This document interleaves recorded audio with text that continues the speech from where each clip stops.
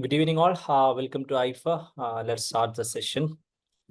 Okay, so we have the first live session of our UGC NET paper 1 topics. I hope I am audible and it's visible. Yeah, okay. Yeah, so firstly, we'll be discussing out of the 10 topics. As you will be knowing that we have two papers, paper 1 and paper 2. From paper 1, we have around 50 questions, from which we have around 2 marks each, which comes to a total of 100. And from paper 2, we have 100 questions, total of 200.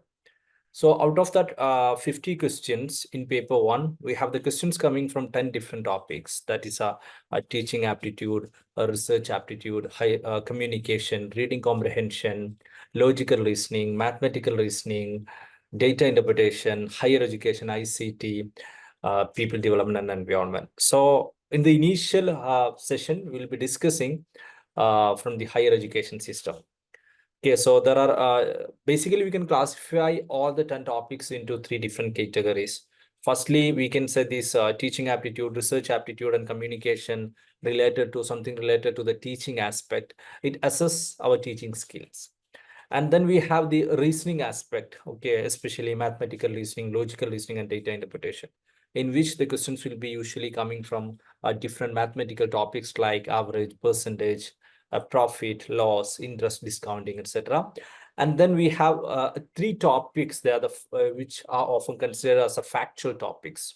Okay, we have topics like higher education, people development and environment, and ICT. So let me know which is your toughest topic out of these 10 topics. Okay, please type in the chat box which is your tough topic.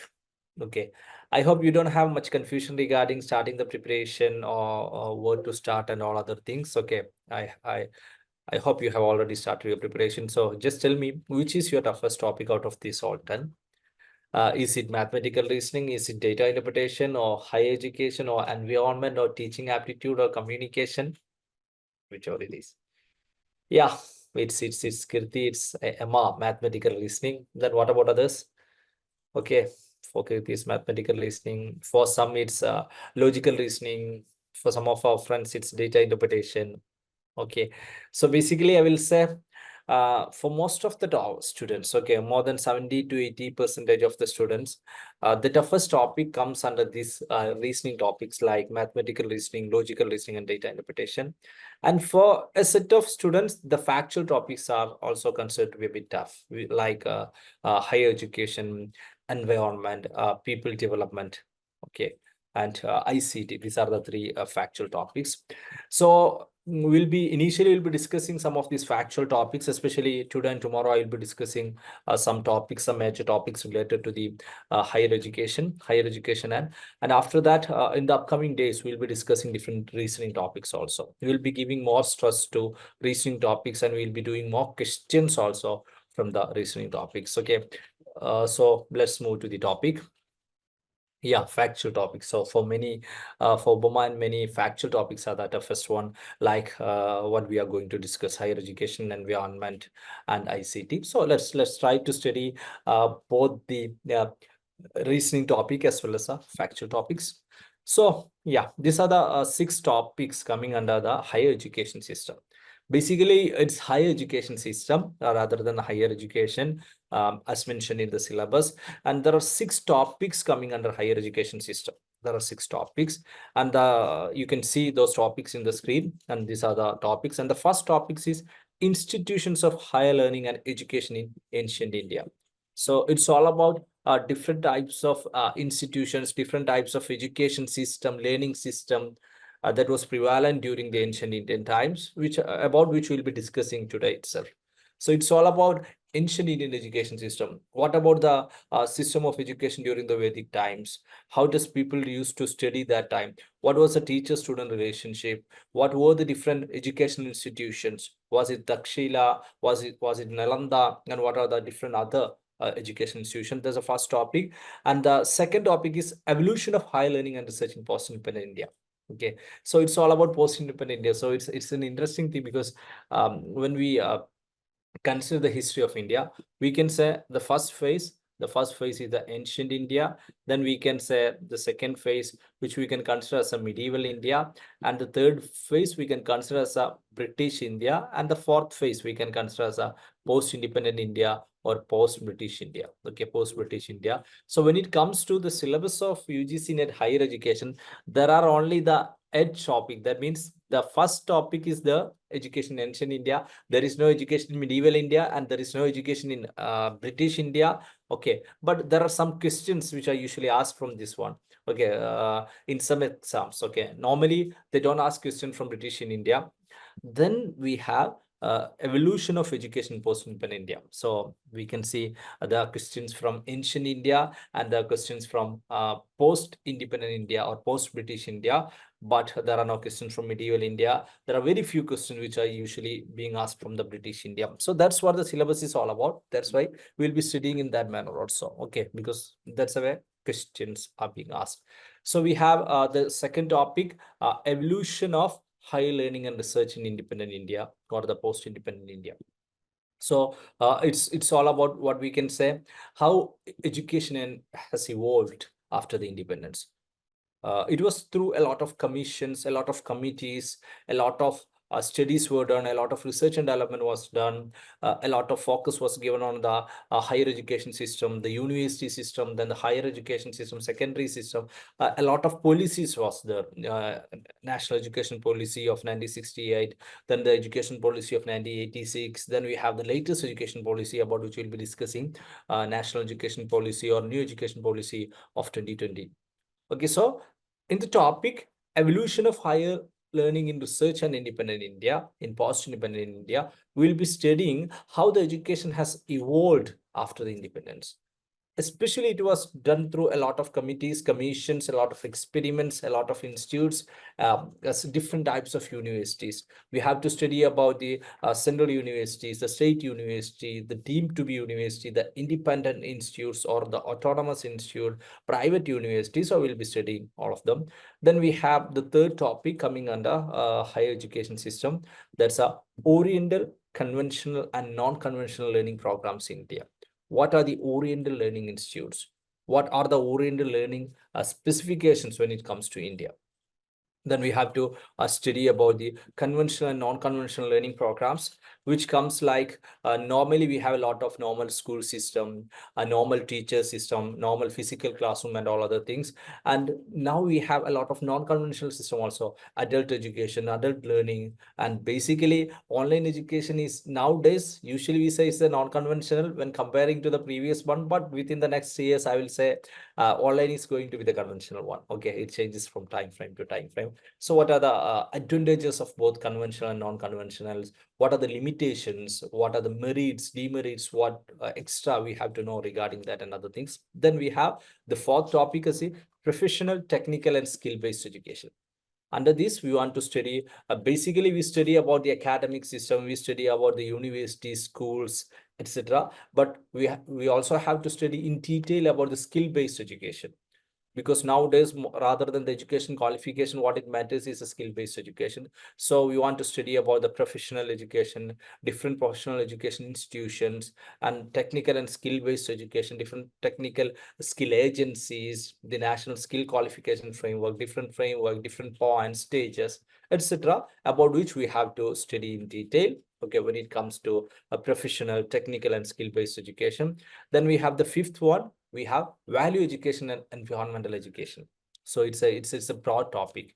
Value education is all about having values, good values, ethos, etc.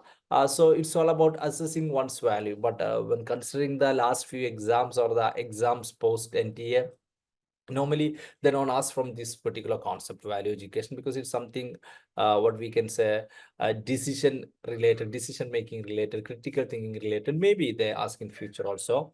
Then we have environmental education. It's all about the education related to environment, the sustainability of the environment, the ways to preserve environment, and a lot of things you have to study under value education and environmental education. And we have under higher education, we have the final topic. Okay, we have the final topic as policies, governance, and administration. Okay, we have the final topic as policies, governance, and administration.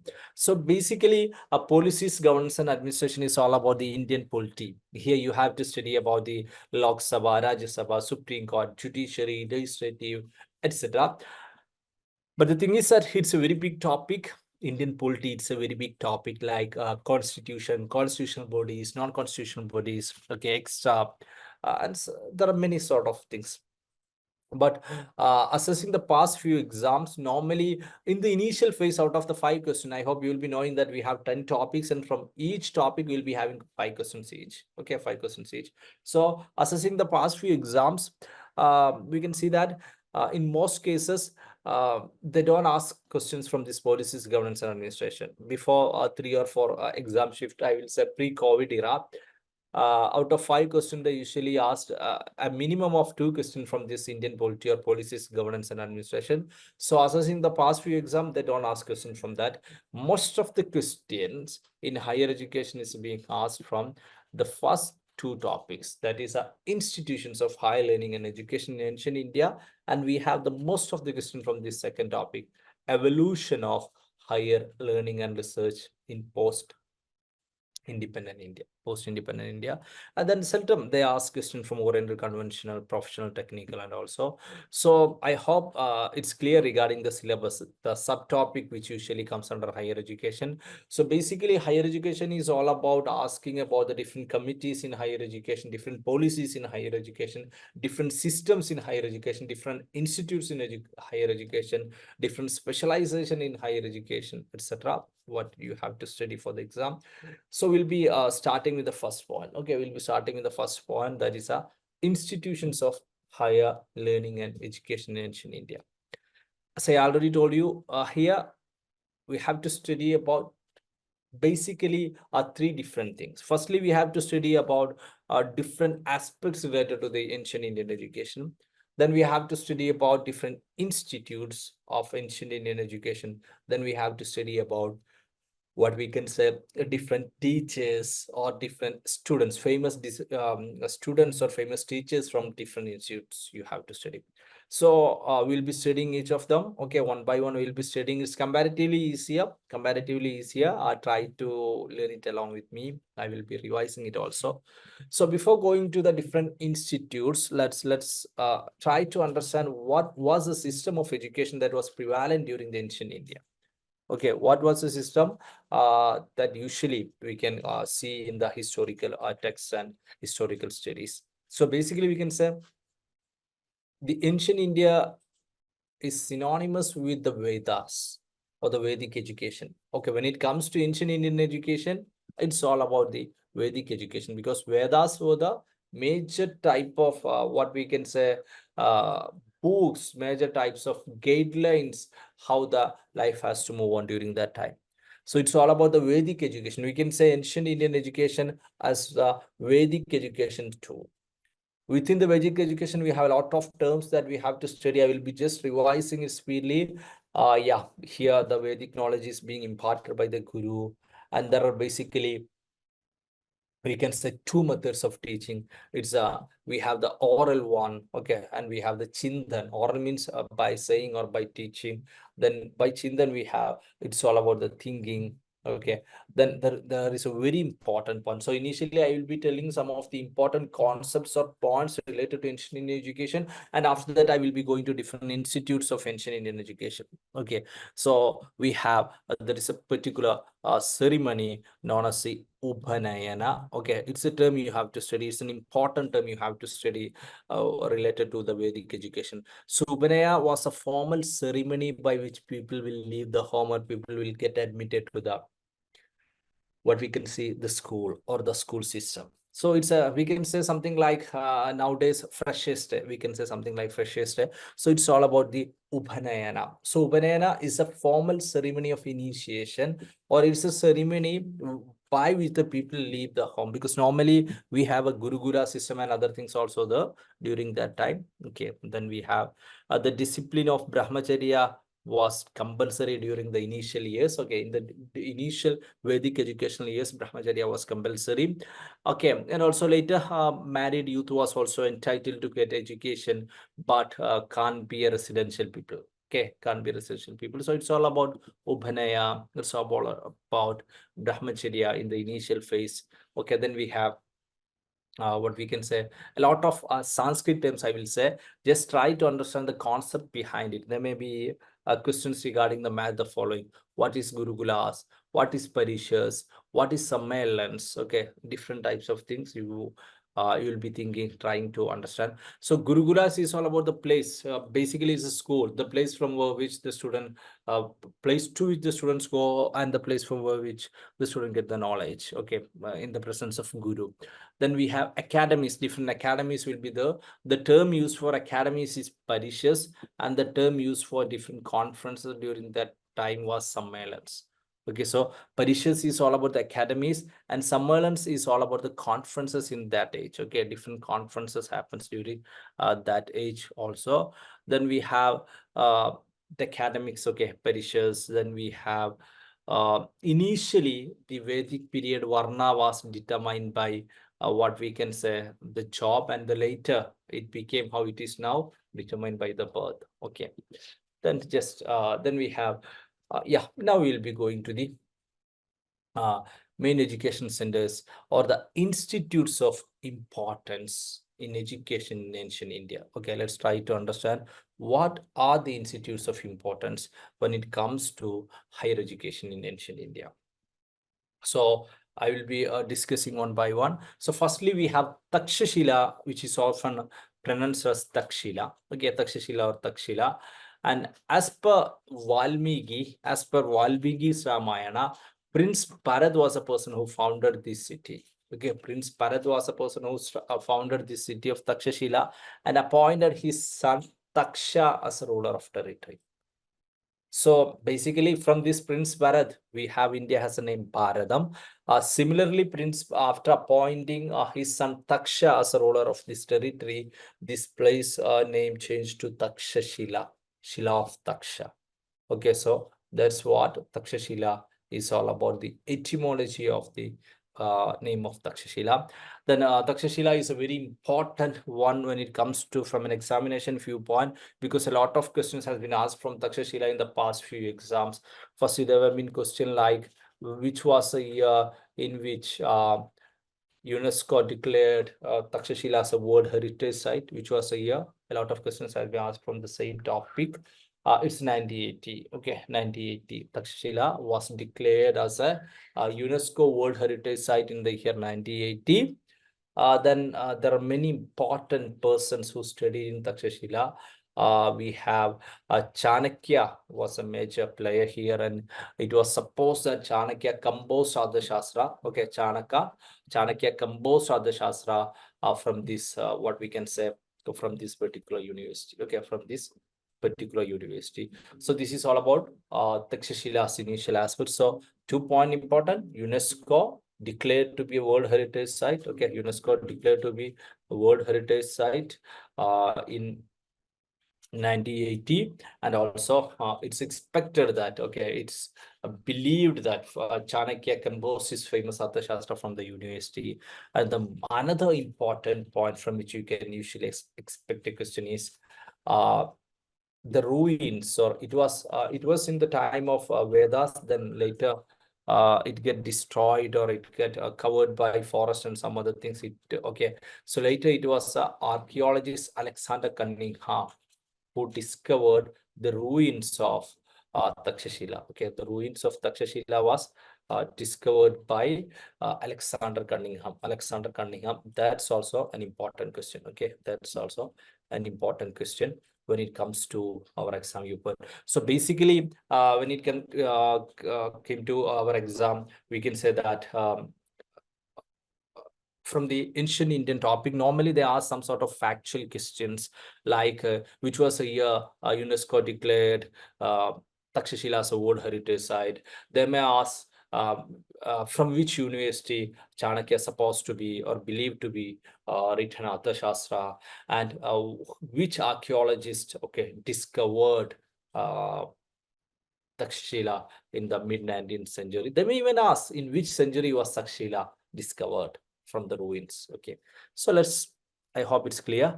Then we have, along with the basic factual things, another area they usually ask from a particular university is that what was the pattern of study, or what was the system of learning? What was a major system of learning in each of these famous universities is a question that is usually being asked. So you can say Takshashila, it was a Buddhist center of learning. Okay, normally Buddhist studies was given focus in the Takshashila, and also along with Chanakya, we have told about already. I discussed about Chanakya. It's supposed that he have written the other Shastra from here. So, but along with that, we have a lot of well-known graduates from this, what we can say, Takshila University, Chanakya. Okay, as we have already discussed by me. Then we have Panini, then we have Charaga, then we have Vishnu Sharma, Jivaga, etc., etc. So this all are what we can see. These all are different graduates. Okay, these all are different graduates of Takshashila University. And the most important one, Takshashila University is considered to be the world's oldest university. Okay, it's considered to be the world's oldest university. And the interesting thing is that presently it's in Rawalpindi in Pakistan. It's not in India. Okay, during the Vedic time, it's a part of India, the India's valley civilization, so and so. But as of now, the remnants or the ruins is in Rawalpindi. It's a town situated to the from Rawalpindi, 20 miles west of Rawalpindi, not exactly Rawalpindi. Okay, so that's it.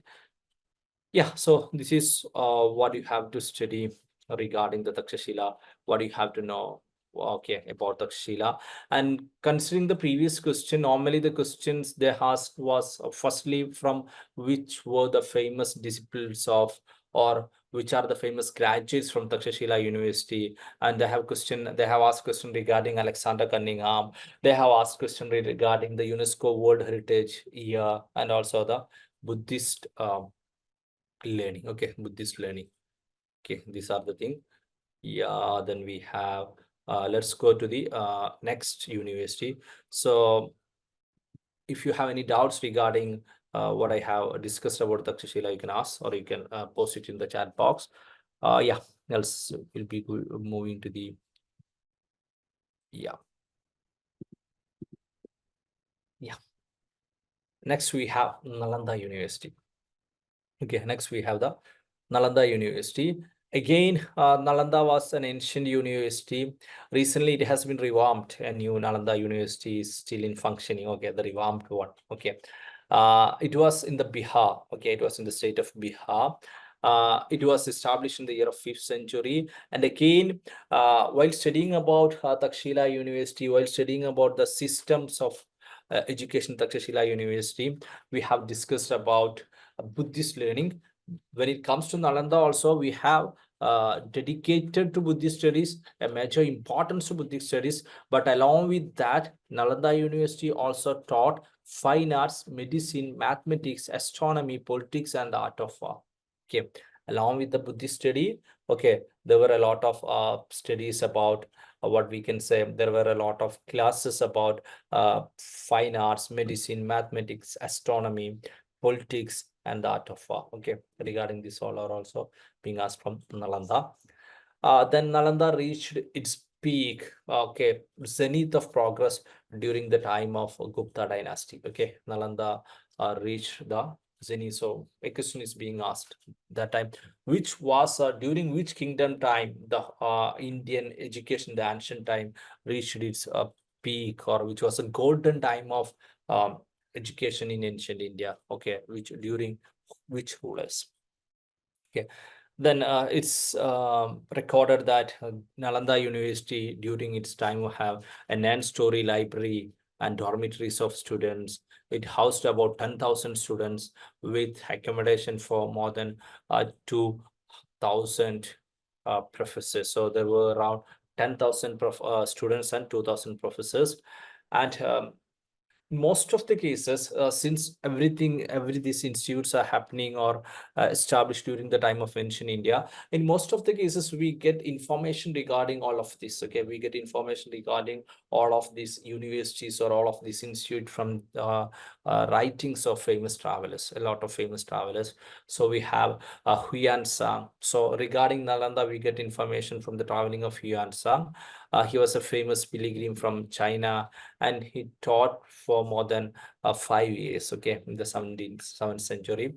So as per Huyan Sang, he reports that there was an admission test to Nalanda, and it was not easy according to crack this admission test. Okay, only about, as per Huyan Sang, only about 20% of the students succeed in this examination. Okay, Huyan Sang says that only 20% of the students succeed in this examination, which means I hope you will be knowing the success rate of our NET exam. Okay, what is the success rate of NET exam? Can you say in the chat box? What is the success rate of NET exam?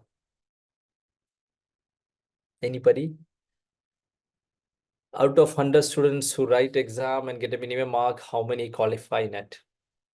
Yeah, around 5 to 6 or around 6%, but in there are certain exams we can say around 5%, and only 1% students get JRF also, which means you are going to write an exam in which only 1% of the students qualify and around 6% of the students qualify NET, which means but when it comes to Nalanda University, around 20% of the students who attend the exam qualify,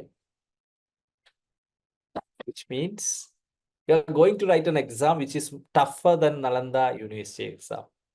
Okay, which is tougher than, which means UGC NET exam is tougher than Nalanda University admission test. Okay, make sure you prepare well. You have to prepare better than if you're preparing for the Nalanda entrance exam. Okay, so just a fact. Yeah, then we have as per Huyan Sang. So everything regarding many details regarding Nalanda University we get from the writings of Huyan Sang. As per him, the minimum age limit was 20 years for admission to the university. Okay, the education, boarding, lodging were provided to the students free of cost. Okay, then for around 700 years, it was a major prevalent Buddhist study centers in the ancient India.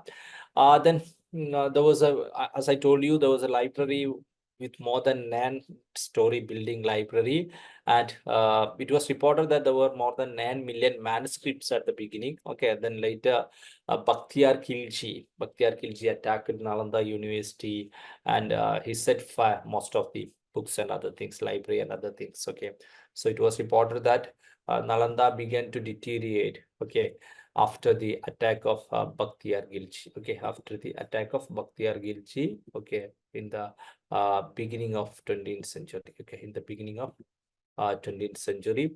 So we have, that's all about Nalanda. So the major thing you have to study about Nalanda is it reached peak during the Gupta times, and also here also we have a predominance of Buddhist studies, but along with that a lot of other subjects also, like fine arts, medicine, mathematics, astronomy, politics, and art of war was also taught during Nalanda time.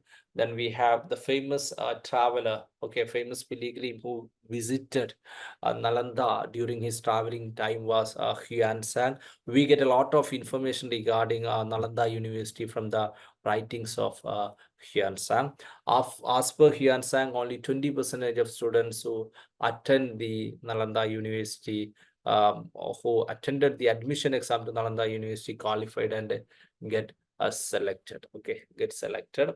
Then it was a major study of Buddhist study in the world for more than around 700 years. Okay, 700 years. Then all library was wiped out or destroyed during the attack of Bakhtiyar Khilji. Okay, Bakhtiyar Khilji. So this is the basic thing. These are the basic things you have to study when it comes to Nalanda University. Then we have the next one. Okay, after Nalanda, we have the Vallabhi University. Okay, Vallabhi. Vallabhi was considered to be or regarded as a rival of Nalanda in fame and education. So we have today we have a lot of good, highly competitive universities. Okay, a lot of good universities. Similarly, during Nalanda time, Vallabhi was some of the major rival of Nalanda. Okay, rival of Nalanda. in terms of quality education and other things also. And as I have already discussed, we get a lot of information regarding what we can say Nalanda University from the writings of Yuan Sang. Similarly, we get a lot of information regarding the what we can say uh, Wallaby University also. Okay, Wallaby University also from the writings of Yuan Sang, because Yuan Sang has also visited Wallaby University along with the Ising. Okay, Ising was another traveler. Okay, so both Yuan Sang and Ising, okay, visited Wallaby, and they have wrote a lot of things. And the most important thing when it comes to Wallaby is that it was known for its training of a lot of secular subjects. Okay, initially we have the Takshashila, where we have basically the Buddhist, the major studies Buddhist. Then we have the Nalanda University. Okay, in the Nalanda University, along with the Buddhists, we have fine art, then we have medicine and other things. But when it comes to Wallaby, we have more secular subjects also being taught. Okay, so then also since this university was known for a high quality of education, graduates of this university was given higher post normally. Okay, higher post normally. And we have a different Buddhism. Okay, here also there is some sort of studies in Buddhism, and this Wallaby University was famous for specialized study in Hinayana Buddhism. So we can consider Buddhism into two different types. Okay, we have Hinayana Buddhism and Vajrayana Buddhism. Okay, the whole sect of Buddhism, Hinayana and Vajrayana Buddhism we have. Then considering this, we can say that okay, Wallaby was known for Hinayana Buddhism. Okay, Wallaby was known for Hinayana Buddhism, and we'll be studying some other university which is known for Vajrayana Buddhism. Okay, Vajrayana Buddhism. We will see. Yeah, after discussing this, we'll be discussing some questions also. Yeah, this is when it comes to, I know it's a bit factual. Okay, different institutes of higher education in ancient India, we have a lot of factual things. Then when it comes to Midila, we have not about the system of education in each university. We have initially we have the Buddhist system, then we have Buddhist plus arts.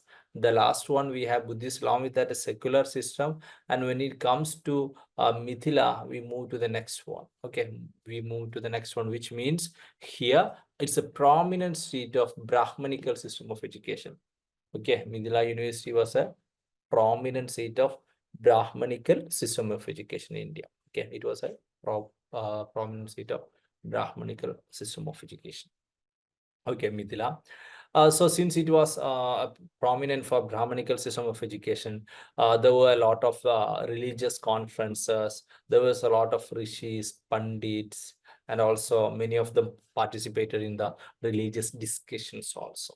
Okay, so coming to Mithila, the most important point is a Brahmanical system of education, and also we have a lot of new systems being researched, and a lot of new system being developed, which means like Nyaya Shastra, and we have Navya Nyaya, then we have Nyaya, Tarka Shastra. So a lot of studies has taken place in this one. Okay, like the Nyaya Shastra, the logic thing, the jurisprudence thing. Okay, so a lot of new concepts of Indian education system, a lot of new concepts of study, learning, and culture was introduced by Mithila, especially those are related to what we can say the Brahmanical system of education. Okay, basically those are related to the Brahmanical system of education. So that's what about Mithila is all about. Then after Mithila, we have Authandapuri. Okay, and Authandapuri is established by Dharmabala. Okay, Dharmabala of Pala dynasty. And there were around, most important thing, there were around 12,000 students studying at this university.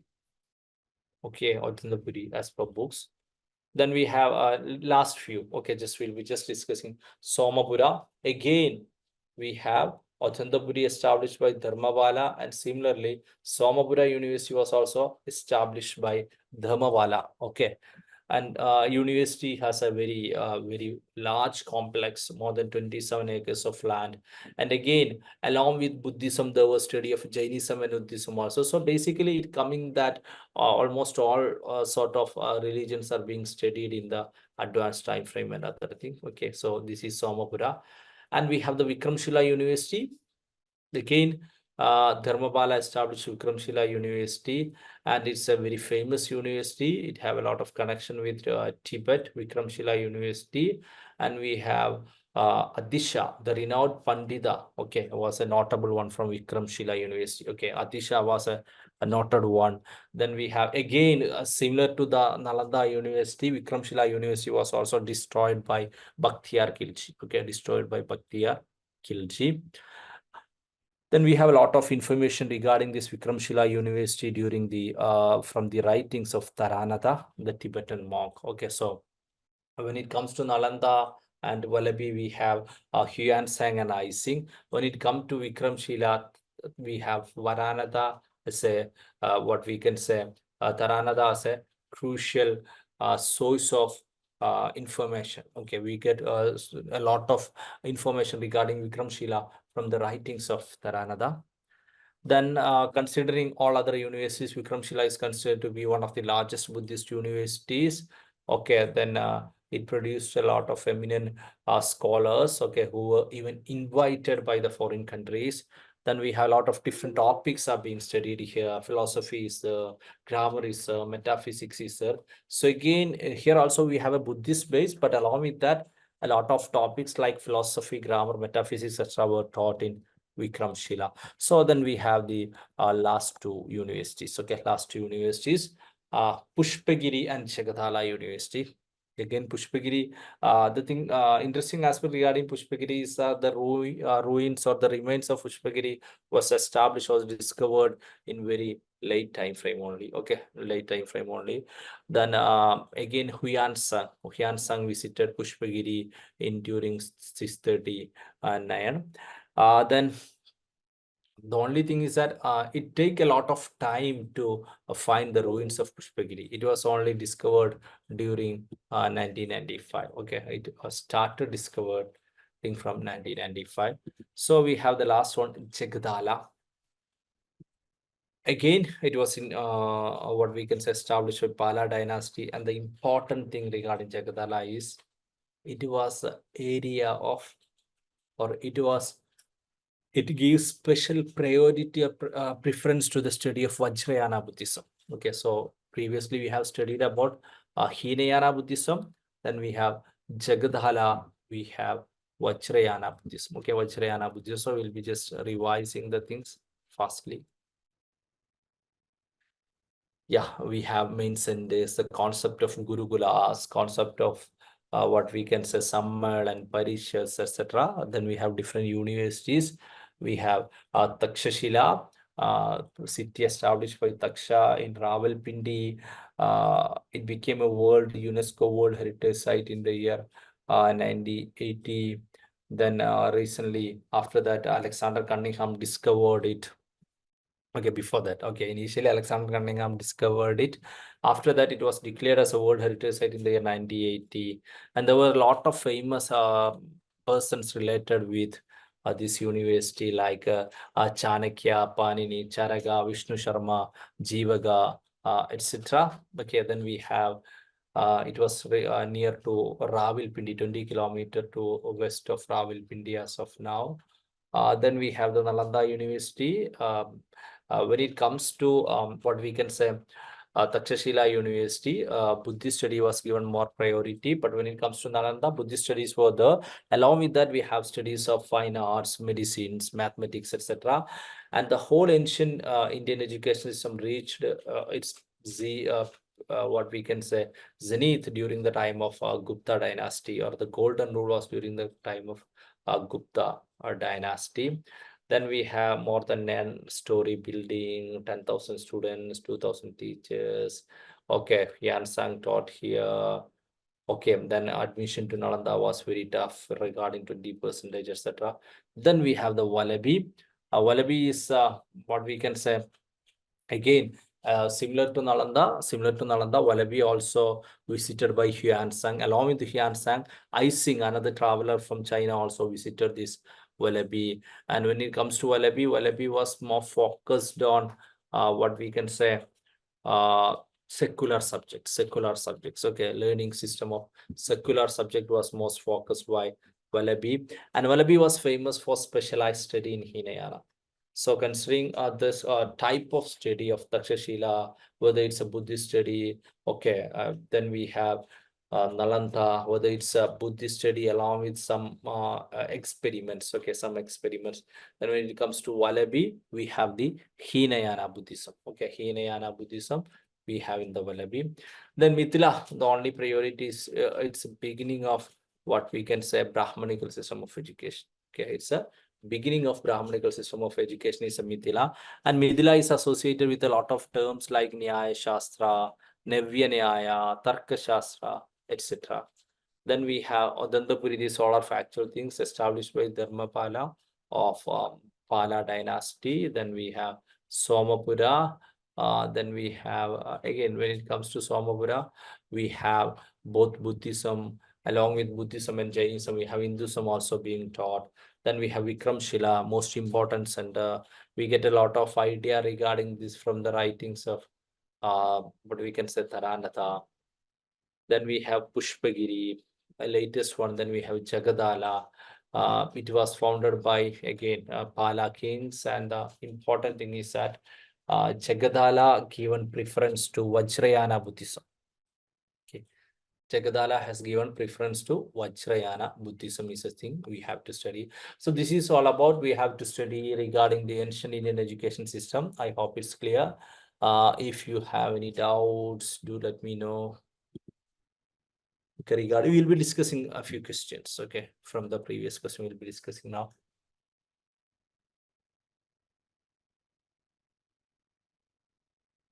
Yeah, clear.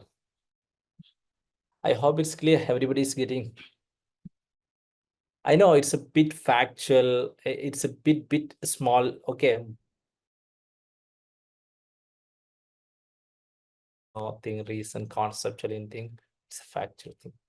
He was there or he was not there. I mean, the traveler or, yeah, I hope it's clear. Moving to.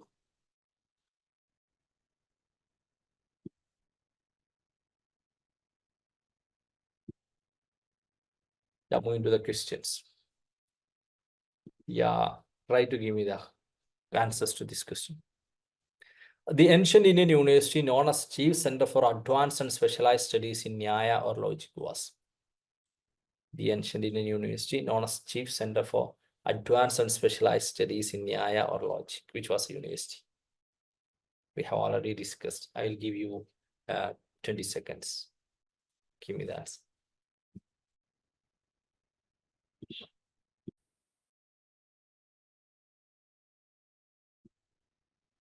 Yeah. What about this? Give me the answer. Which Indian university was famous for the study of Nyaya? Specialized studies in Nyaya.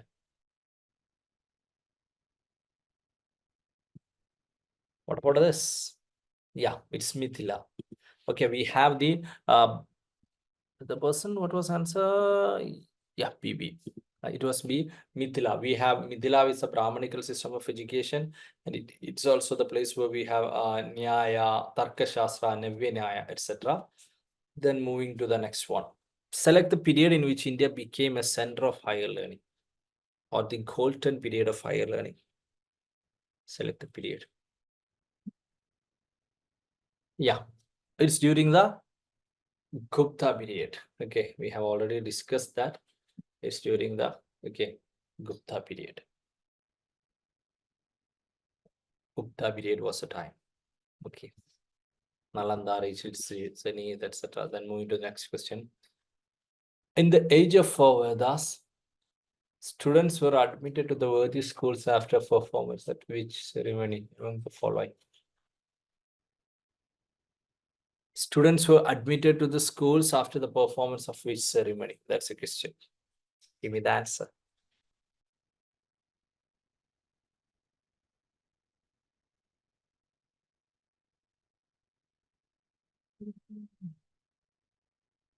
Yeah, we have Upanayana. We have Upanayana ceremony. Okay, Upanayana ceremony. Moving to the next one. Which among the following scholars carried back scriptures from Nalanda University and wrote about architecture and learning of this university?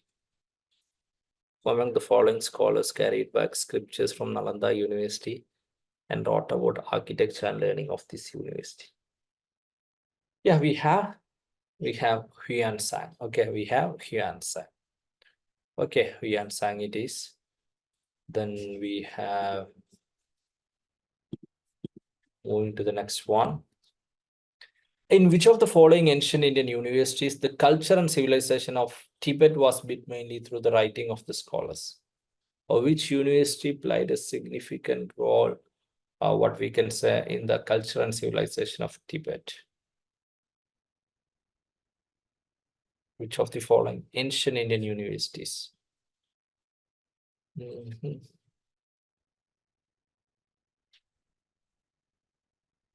Yeah, we have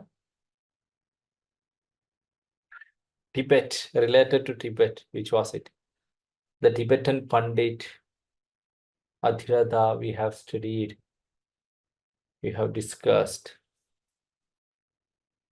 Yeah. It's Vikramshila. Okay, we have Vikramshila as a correct answer for this particular question. Vikramshila. Then next one. The ancient Indian university famous for specialized study in Hinayana was? The ancient Indian university. We have discussed about the university famous for the study of Hinayana Buddhism, the university famous for study of Vajrayana Buddhism. So the question is, the ancient Indian university famous for specialized study in Hinayana. Hinayana means Hinayana Buddhism. Which was the university? That's what you have to answer me. Yeah, we have the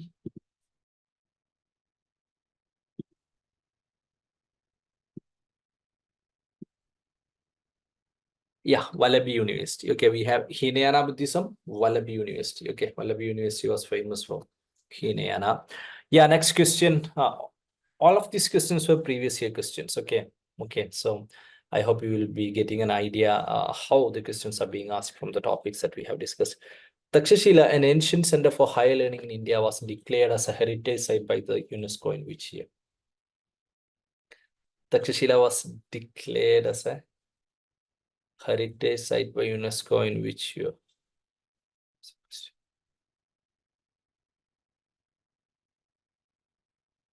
Yeah, we have already discussed that. It was in the year 1980 and it was discovered by Alexander Cunningham after a large year of then.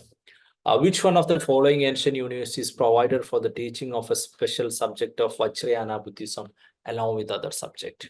Okay, which of the following universities provided for the teaching of a special subject of Vajrayana Buddhism along with other subjects?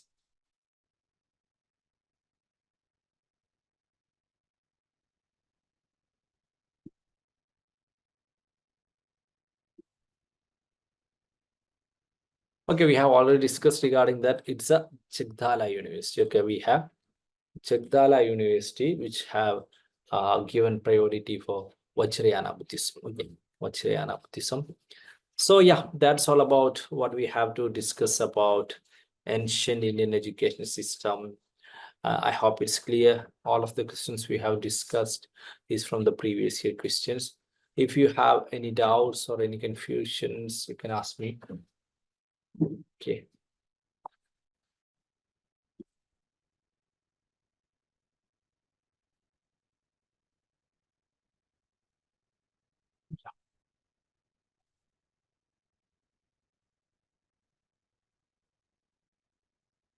Okay, so we have discussed the first major topic. When it comes to the exam, usually the questions are being asked from the first two topics. Okay, we have questions being asked us from institutions of higher learning and education in India, evolution of higher learning and research in post-independent India. Rest are small topics.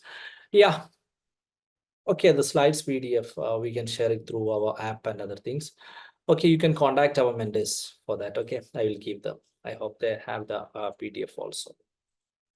Yeah, any doubts? Yeah. Any more doubts, any more confusions regarding preparing, studying, doing in the exams and other things? Okay, this is all about what we'll be discussing mainly today. And tomorrow we'll be discussing, as a part of our live, we'll be discussing the important topics. And also, if you have any doubts, we'll be discussing those topics also. When it comes to higher education system, we have mainly two topics from which questions are being asked.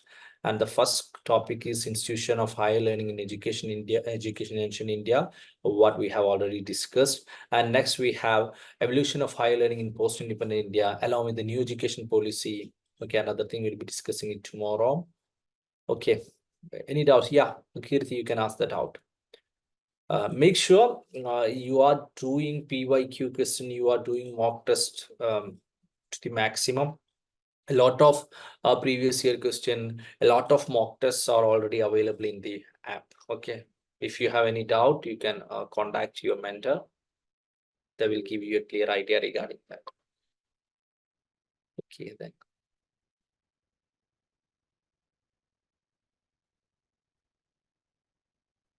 Yeah, what's the doubt? Somebody is asking it out. Yeah, that's. So I will be discussing evolution in post-independent India, and also I will be discussing new education policy also. Okay, any other topic I have to discuss from higher education? So this is a live class we are. So how many hours we need to prepare? Yeah, how many hours you have to prepare? It depends upon, I will say, it depends upon where you start, how much questions you have done, how much recordings you have watched, and how much materials you have read. But still we have more than 2 months for the exam. The notification is not out yet, but I will say if you can prepare around 2 hours per day, definitely you can qualify. I think provided you have a bit base in the paper to also your subject. And the thing is that when it comes to the questions like how much hours I have to study, whether it's 1 hour, 2 hour, 3 hour, I will say the logic is simple. Whether it's about studying how much hours, or it's about studying how many books, or okay, how many months or weeks, I will say studying 2 hours is better than studying for 1 hour. Studying for 3 hours is better than studying for 2 hours. Then studying for 5 hours is better than studying for 3 hours. And studying for 10 hours is better than studying for 5 hours. The best way is to study for 24 hours. Okay, the bestest of the best, we can say. But the thing is that it's not practicable. So what is the real answer? The real answer is studying the maximum possible time. What is the maximum possible time for you study? Don't limit to 1 hour or 2 hours. If you have the option, if you have the situation to study for 3 hours, study for 3 hours. Don't limit to 1 hour. Okay, don't limit to 2 hours. So the thing is that while I was preparing, I hope you will be knowing that I have qualified JRF in 2 subjects and NET in 8 different subjects. During my preparation, what I have done is that I tried to study the maximum. Okay, I tried to study the maximum hours it's possible for me. I didn't limit it to the 1 or 2 or 3 hours. Okay, then facing difficult to manage last sum of MCOM final project, and yeah, that's a problem being faced by many students. They say that we have the final sum, and some students will be saying that we have just started the exam. Is for some student project will be issue. For some students in some particular subject, not all subject, there will be some sort of internship. Remember, I know that I can understand that it's a bit difficult, or it's very difficult to do your PG, do your project and study NET exam. But let me tell you what we are trying to achieve. We are trying to achieve JRF or NET while studying with PG. We have a lot of people who have already completed PG competing with us to qualify NET and JRF. They haven't qualified during the PG time. They haven't qualified after multiple attempts. And we are planning and we are trying to qualify JRF along with studying PG. So the result is big. We are trying to achieve something that's not usually possible by most of the candidates who are attending this particular exam. So what we are aiming is, we are aiming big, which means it requires bigger effort. We'll have to face a lot of difficulties. We'll have to do a lot of extra works because we dream of qualifying JRF along with the PG. I have qualified my both JRF in psychology as well as commerce during my PG time. So it's all about qualifying PG, qualifying JRF during the PG time, which definitely requires much more effort. Okay, yeah, that's it. Yeah, anything else? Make sure there are a lot of exams. Your mentors especially informed me that you have a lot of exams, a lot of PYQs, a lot of mock tests available in the app. Any confusion, you can contact the mentor. Try to do most of them. Try to do. PYQ is very crucial in your preparation. Okay, PYQ is very, very important and very, very crucial in preparation. Any more doubts? Anybody regarding the preparation, the ancient Indian education, the higher education system? And tomorrow I will be discussing new education policy and other things also. So this will be the topics we'll be discussing in the higher education. Remember, we are discussing only the major topics. Okay, if you need some other topics which we are not mentioning here, okay, you can let me know. Yeah, so we need one motivational class for the beginners. Okay, we'll try to have a preparation analysis meeting in the upcoming days. Okay, preparation as a part of preparation analysis meeting. Okay, we'll try to do, rather than motivation, we'll try to have a proper strategy, proper preparation plan. Okay, proper strategy and proper preparation plan. Okay, is it okay, Jawahar? Then yeah, we'll be having a preparation analysis meeting, okay, in which we'll be discussing different things related with that.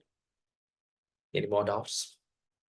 Okay, so I will be winding up for the day. We'll be continuing the discussion tomorrow. See you tomorrow. Today we have discussed some factual and other aspect, but tomorrow we'll be discussing new education policy, which is very much interesting. Okay, so see you tomorrow. Thank you. Thank you all.